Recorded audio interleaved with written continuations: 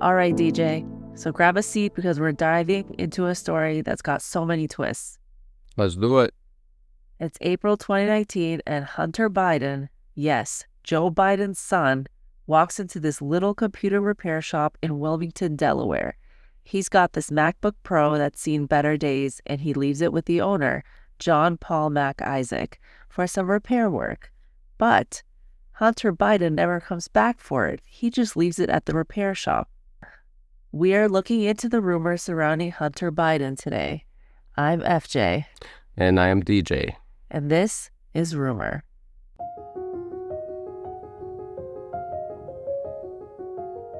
Let's do it. Let's get into it. Okay, now Mac Isaac gets a little curious. He starts poking around the laptop's hard drive, and what does he find? A treasure trove of emails, photos, and financial documents. Ta-da!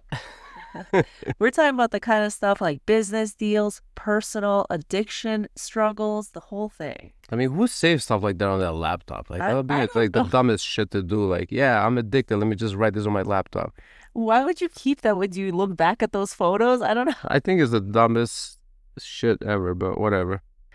So what does Mac Isaac do? He sends it to the FBI, but they don't do much about it. Again, this is election year. This is in 2020. As insurance, he makes a copy of the hard drive because, let's face it, this isn't your everyday repair job. Now fast forward, and the data ends up in the hands of none other than Rudy Giuliani, whom he gave it to.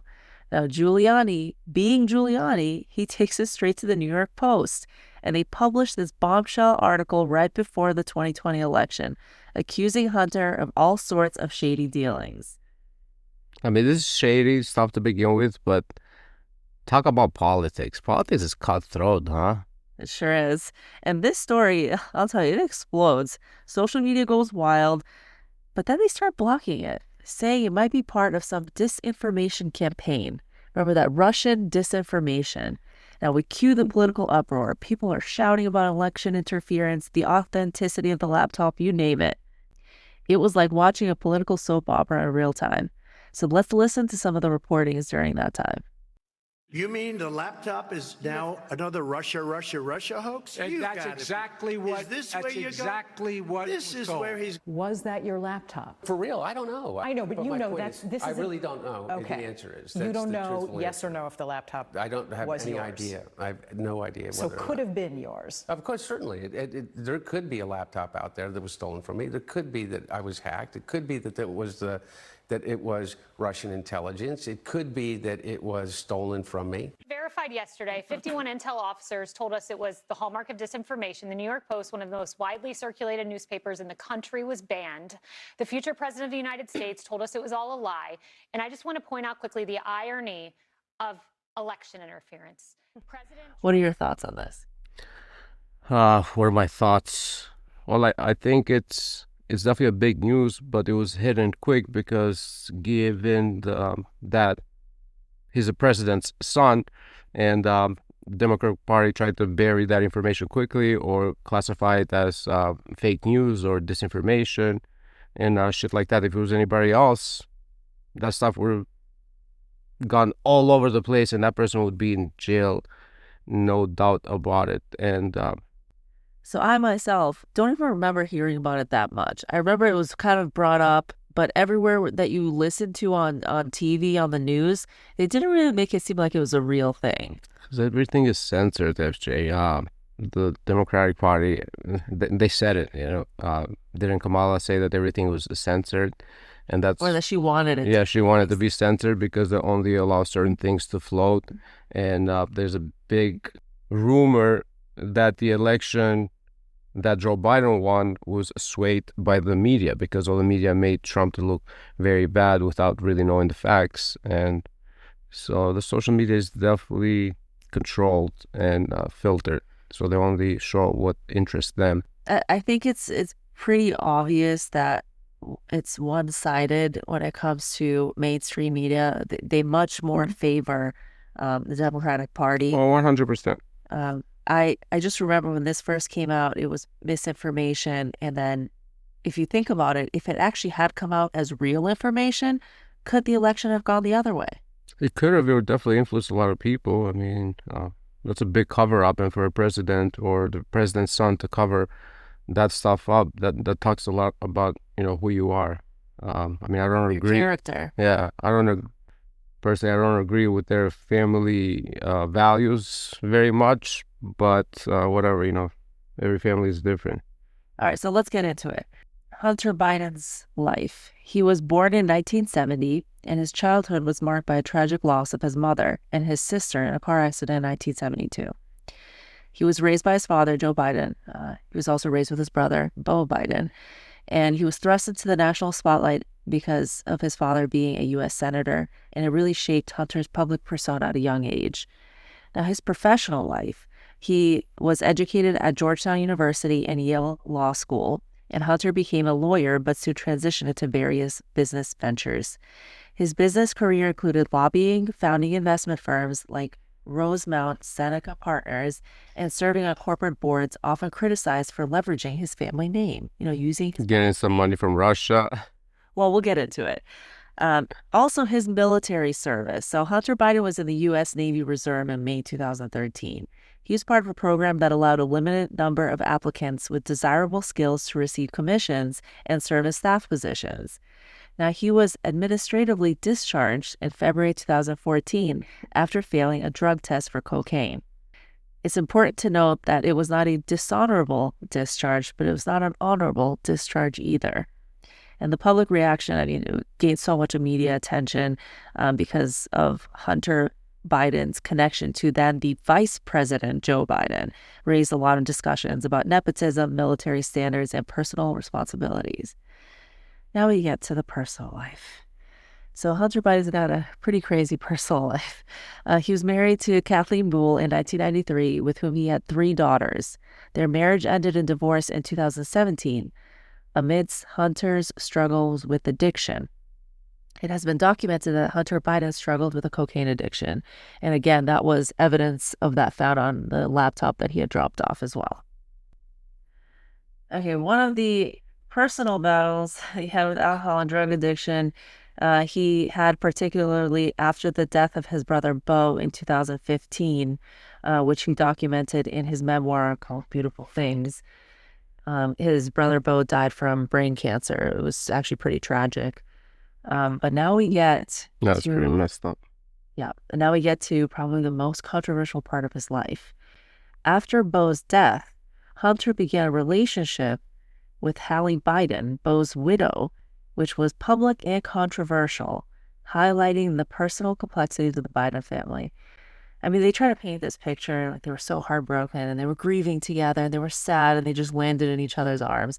But that is just, to me, it's kind of disgusting. I mean, excuse my language, but I think that's just fucked up. And then that's when I really crossed the line for the whole Biden family. Because, him marrying his brother's widow, that just messed up. No, DJ, they didn't get married. They just dated. Well, even worse. Not that there's any good side or bad side to it. That's just messed up in every angle you look at it. And Joe Biden as a father allowing that or being okay with it, how could you? It is just disgrace. You're it's so shameful if you think I have a brother and there's nothing closer than brother's love, and that's how you honor your brother. It's just fucked up, right? And that's when I found about that, because I didn't know for the longest time.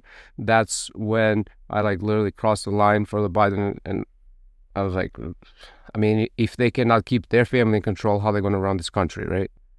Or just thinking about who the first family is. You don't judge people on addiction, sure. That's, you do a little bit, but you gotta judge them on their character. And again, this is, you're the president's son. All eyes are on you. You got to show a little bit of respect, keep yourself at a higher, level, and you go marry your brothers or date your brother's widow. I don't know. I can never get over that. I think for me, that's the most messed up thing I've heard, and I've only found out recently with the election, going back and forth, that it came out, and I couldn't believe it when I heard it.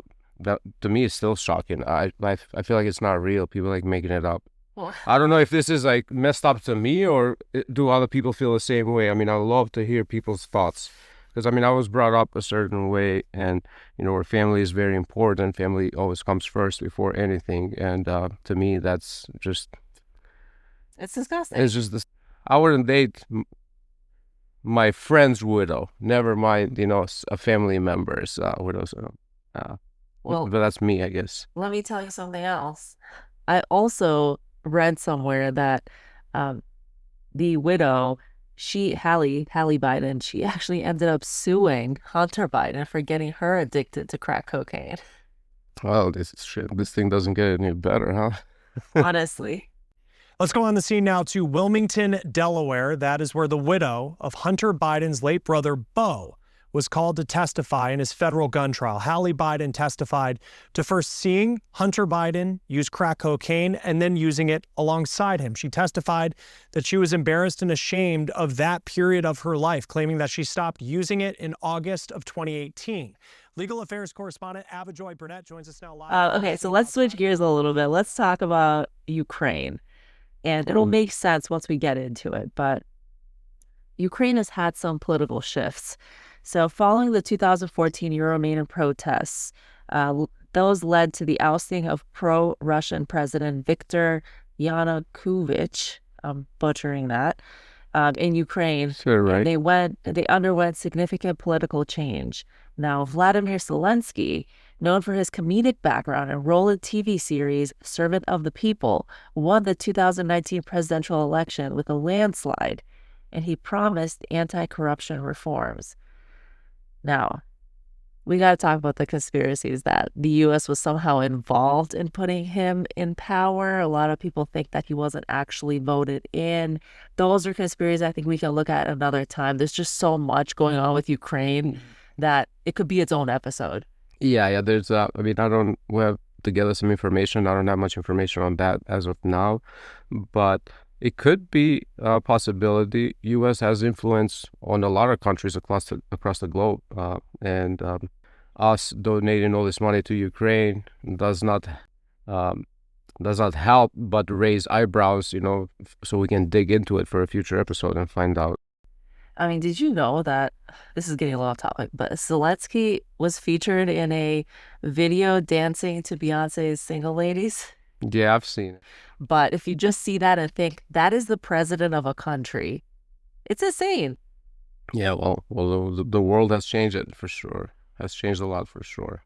Okay, so let's move on then.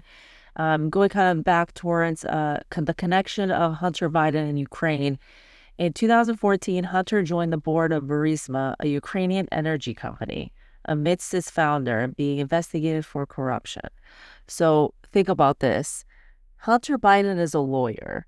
He's trained to be a lawyer, and he's on the board for an energy company. Now, DJ, you're an engineer. Yes. You're much closer, you would think, to an energy company because you know about energy and you kind of have some background. Even you would not be on the board of an energy company if you think about it. He has no connection to energy. Well, that's where that rumor of corruption comes in, and that's why we're talking about it, because I mean Hunter Biden has received so much money from Russia and Ukraine and all this, and if it wasn't for his father, I mean he wouldn't even exist anywhere.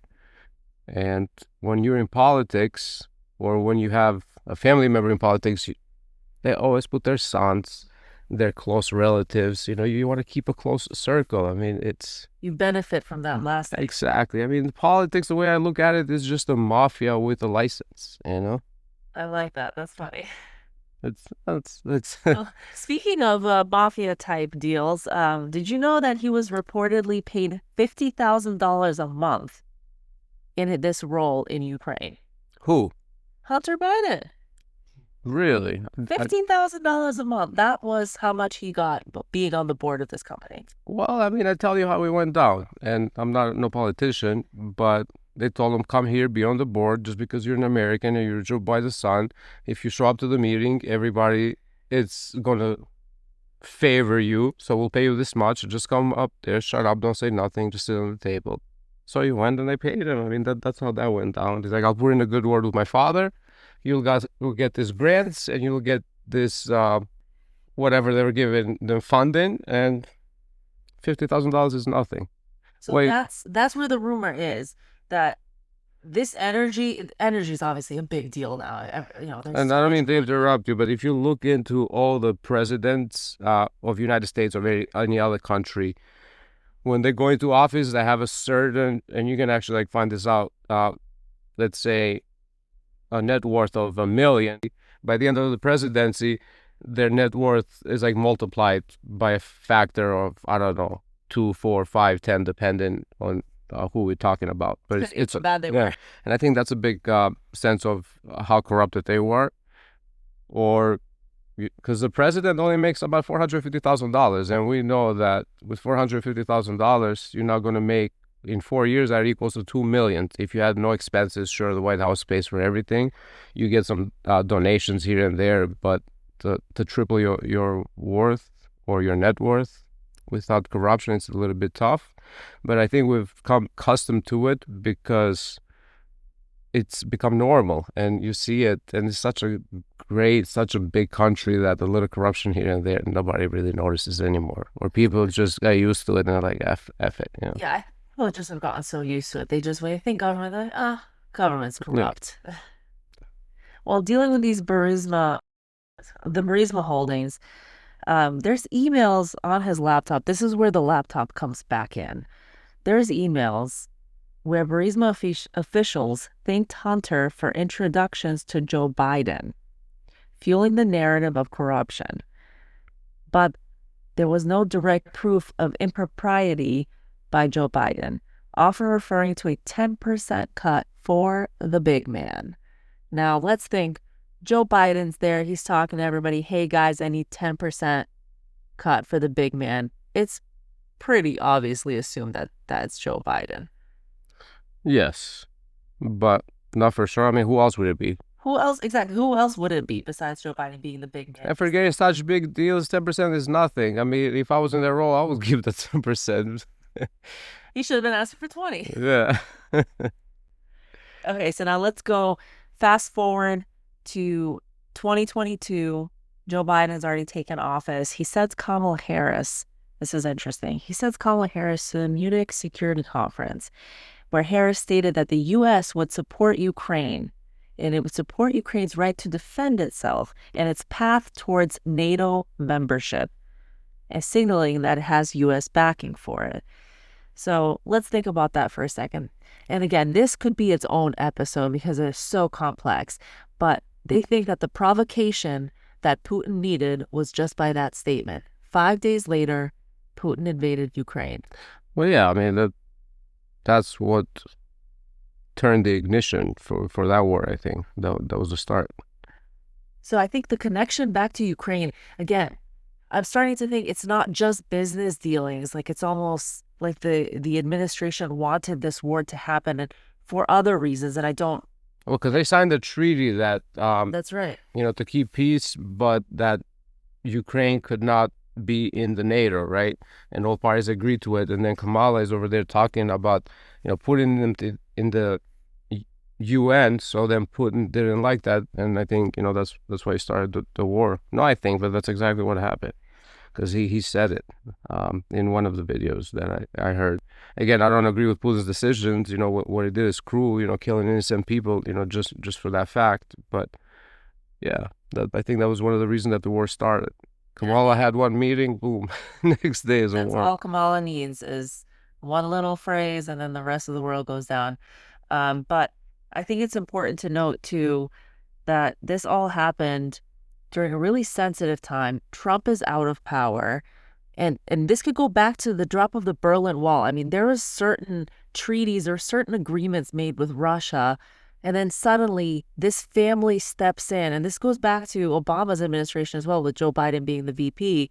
Once these different administrations come in, suddenly there's a little more friction between us and Russia. Why is that? I mean, this treaty that was signed so long ago and these agreements that were made should have stopped. Well, there is more to that. So U.S. wanted to get Ukraine in the NATO, and there's a lot more that I don't want to get into this episode because then it's just going to become another topic on its own. So we'll talk about that in a future episode. But to keep it simple and stay within our topic, that was a provocation that Russia needed, and that's why the war started.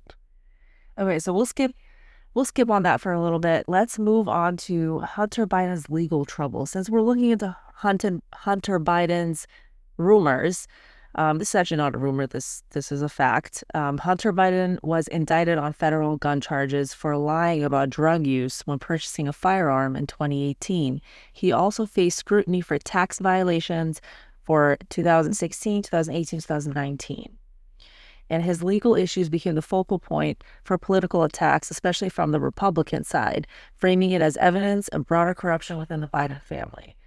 How could you not, though? I mean, it is a little messed up, though. Being the president or family of the president, you would think that that's the first person to obey the law, right? And then when you think of the president or the president's son is, doing drugs, drug addict, got caught with guns, not paying taxes. I mean, that's everything that they tell an average citizen to be a law-abiding citizen. This is the things that you might do, follow the law, pay your taxes. And the president's son did everything that it's against what the U.S. stands for. And obviously he forgave his son, and anybody would have, and I never believed that he wouldn't. I think that was just something to get the people that didn't like this idea so he could get the maximum votes. But we all knew that he was going to be pardoned. I never doubted that for a second. Well, let's talk about the pardon. So going back in history, presidential pardons are a common thing.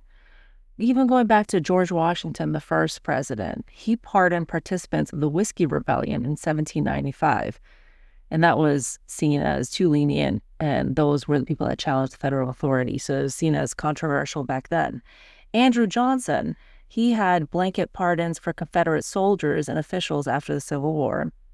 Gerald Ford, he probably had the most famous controversial pardon, and that was pardoning Richard Nixon for any crimes he might have committed or taken part of while he was president that was related to the Watergate scandal. George H.W. Bush, he controversially pardoned 6 officials involved in the Iran-Contra affair. Bill Clinton, he had a last-minute pardon, which included his half-brother, Roger Clinton, for drug charges, and Mark Rich, a fugitive financier whose ex-wife had donated to the Democratic cause and Clinton's library. You have George W. Bush, his commutation of the Scooter Libby sentence, which was controversial. Barack Obama, Obama's commutation of the Chelsea Manning sentence. And she was the one who leaked classified documents to WikiLeaks, which was highly controversial. Then you have Donald Trump. So Donald Trump was a pretty long one. He issued numerous controversial pardons. It includes his allies like Roger Stone, Paul Manafort, Steve Bannon, and then often he was seen as rewarding loyalty or obstruction of justice from his critics. His pardons of Joe Arpaio,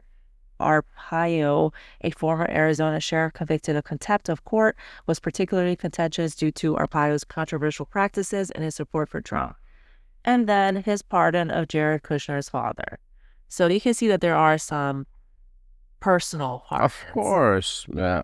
And if it was my son in trouble, I'll pardon him too. I mean, no matter what. But I'm just saying, just because your father's a president, don't go crazy. Take it easy a little bit. Well, let's hear all the times that Joe Biden said he would not pardon Hunter. And have you ruled out a pardon for your son? Yes, and I will not pardon him. When would the president pardon or commute his son? Said no. Is there any possibility that the president would end up pardoning his son? No. The president would not pardon or commute the sentences for his son, Hunter. It's still a no. It will always be a no. It's still a no. It will be a no. It is a no, and I don't have anything else to add. Will he pardon his son? No. Okay, now let's hear about the media saying that he would not pardon Hunter Biden. A major commitment from the president, accepting the outcome of the trial and also pledging not to pardon his son. Just to be clear, the president has ruled out pardoning his son for those. I'll bet you $1. Well, okay. And this week, of course, Hunter Biden was found guilty, and Joe Biden has very clearly said he would not pardon his son, he would not commute his sentence. Current president of the United States has so much respect for the law that he has said he would not pardon his son. He is not pardoning his son, which he could do. These are federal charges. Right. He is not doing that. That is a power. He has a power for both of those. He is not doing it because he is living what it means to have a rule of law in this country. I never believed that for a second, FJ. Well, when the media said that, I knew it was just the momentary thing. It was the right thing to say, what the advisors told him to say. I never thought of that. What father is going to let their son go to jail when they have a chance to, this is his last chance to protect his son, and that's what he did. And I don't blame him for that. I don't like that he lied about it, that he said he wouldn't, and then, he went against his word. But for that, I think anybody in his situation would have done the same thing. So that's what a lot of people don't like, is that he ended up lying about it when Trump was going through all this stuff during the election and saying, the justice system will prevail. I will not pardon my son. He's almost seen as someone who is morally higher than someone like Trump.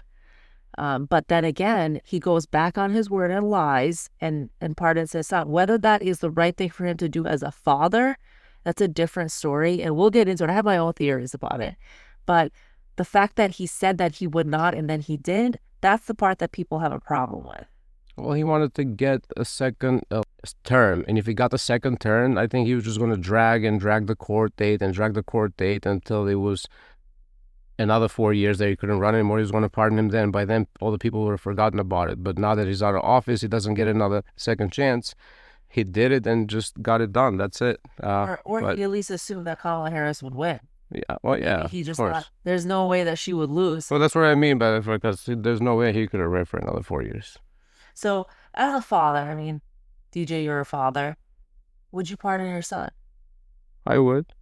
Let's say you were the U.S. president, would you pardon your son? I would. That makes sense. That seems like the normal thing, and a lot of people would. That's the thing. It doesn't seem crazy. Yeah, no, to me, I don't protect your family. I don't blame him for that.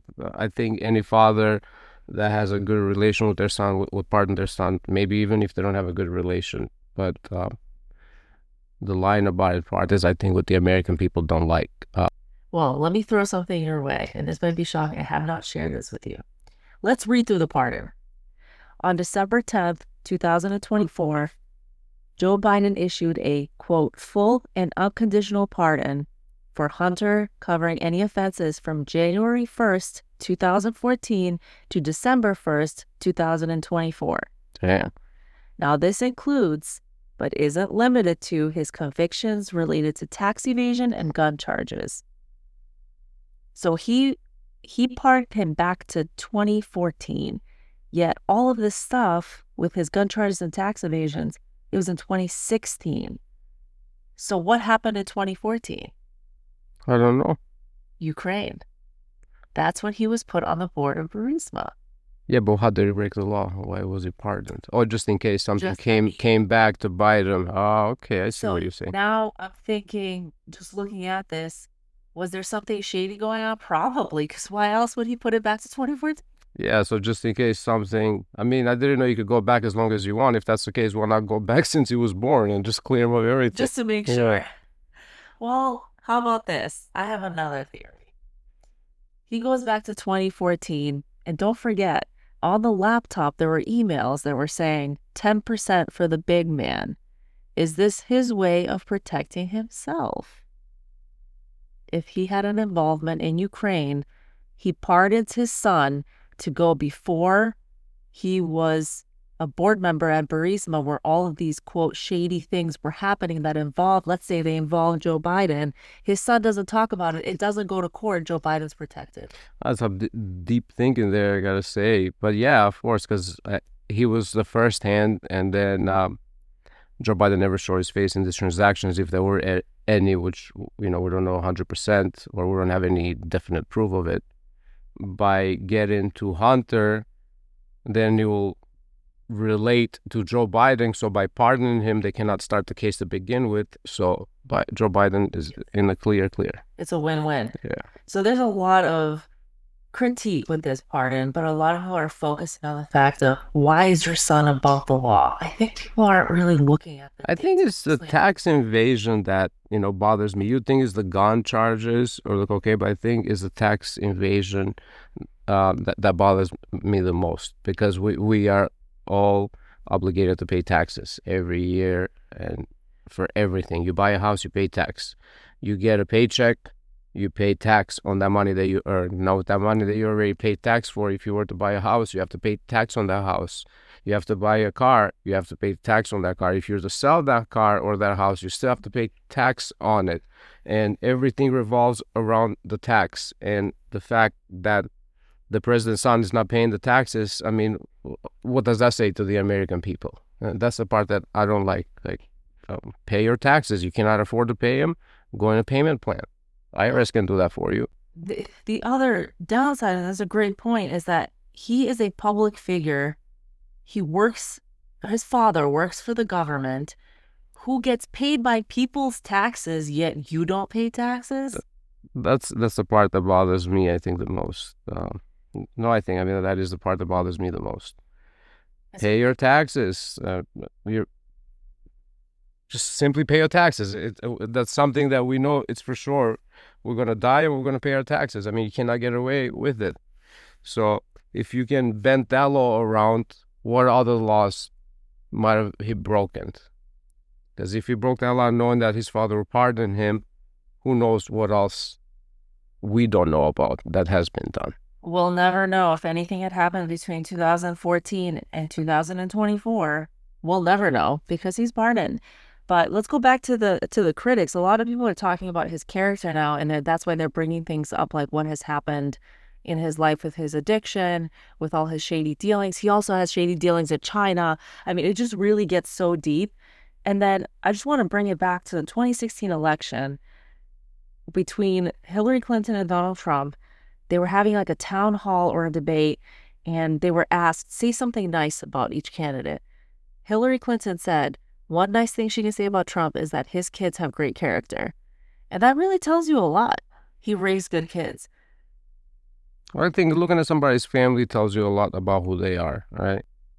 Families are less united than they've ever been right now. And you look at Joe Biden's family, he's going out with his brother's widow, so that tells me a lot about his family. I don't want to know the rest. I mean, if you can do that, you can do anything. Or if you look at Trump, on the other hand, that's why I think Trump was a better fit, because he runs a tight ship. He has a great family. All his kids are graduated. They're all doing great. Sure, they have help from his father, but so did Hunter Biden. He had help from his father. It's not like not having money was the issue. So he could have done great things too. Right? Trump's whole family has succeeded. I think that has to do a lot with the family values. So I'm going to bring it back to the laptop. This is super random. Well, one other thing I noticed is that some people were saying, and this is not very widely known, there's some pictures online traveling of Hunter Biden that are supposedly from his laptop that feature him and his niece looking a little too, I don't even know, like a little too close, a little too inappropriate. I don't even know how to say it. It's just...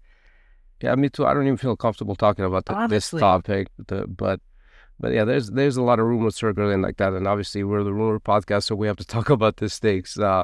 And yeah, I mean, there was a rumor with Joe Biden also having his niece take a shower, and he would, I don't know, I don't have the complete details, so don't fact check me on that. But yeah, no, I've heard that rumor too, actually, and I think it gives me goosebumps. Yeah, this is just what they found on the laptop. They're saying that there's images of her and her friends with Hunter Biden, which is super inappropriate, him without a shirt on, whatever.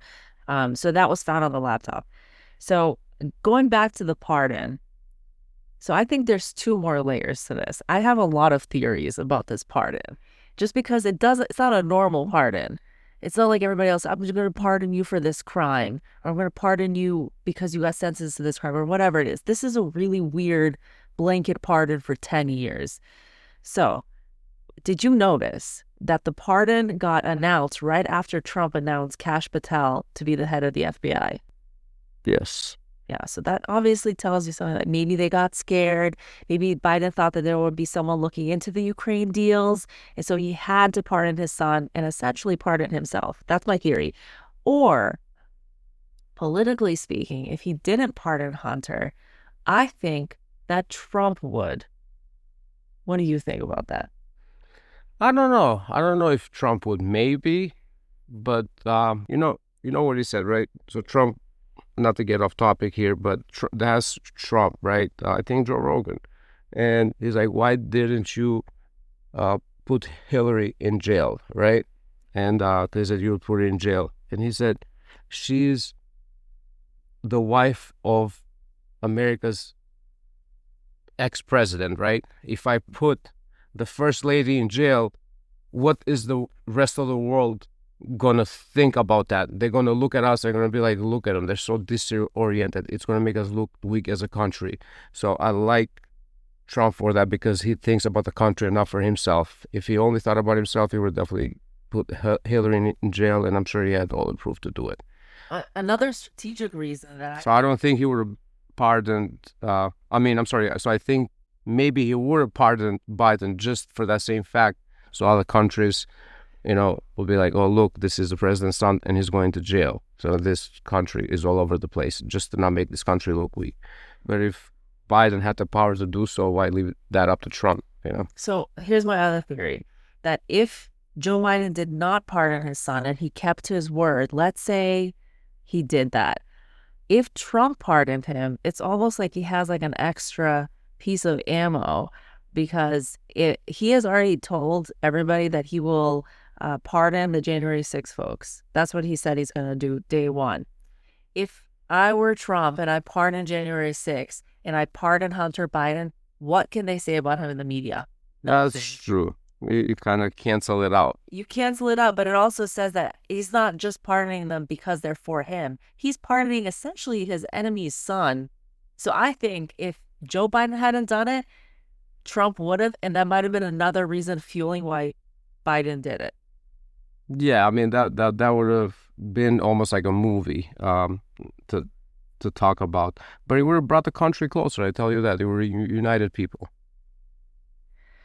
Okay, so this saga has not only influenced political narratives, but also public perceptions of the Biden family, privacy in politics, and how personal lives intersect with international relations. It really sets a precedent for how personal scandals can affect political legacies, the use of presidential powers, and the ongoing debate of transparency and governance. So now we encourage you guys to give us your thoughts. What do you think about all these topics? What do you think about the presidential pardon?